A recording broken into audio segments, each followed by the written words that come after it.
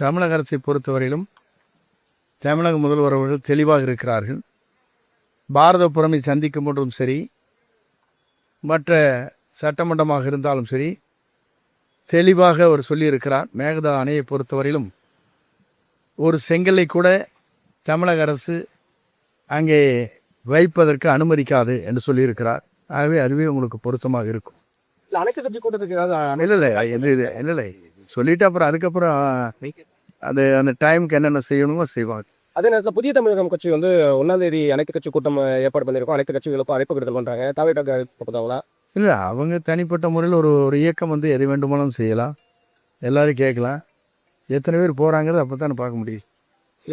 அழைப்பு எதுவும் கொடுத்துருக்காங்களா? இல்லை, அழைப்பில் எங்களை பொறுத்தவரையும் ஒவ்வொரு இயக்கமும் அவங்களுடைய செயல்பாடுகளை வெளிப்படுத்துவதற்காக இது போன்ற நிலைகளை உருவாக்குகிறார்கள், பொதுமக்களுடைய பிரச்சனைக்காக. அப்படி வருகிற போது அதில் யார் கலந்து கொள்ள என்பதை அந்த கூட்டத்திலே தான் தெரியும். தமிழக அரசை பொறுத்த வரைக்கும் என்ன நடவடிக்கை இருக்கு?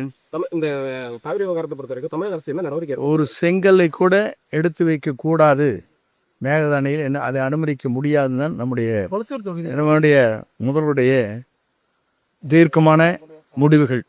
கொளத்தூர் தொகுதியில் மறு ஆய்வு பண்ணியிருக்கிறாங்க. அதில் வந்து சரியாக தான் இருக்குன்னு சொல்லி சமீரன் இங்கே எண்ணெய் மாநகராட்சி தானே அவரும் சொல்லியிருப்பாரு.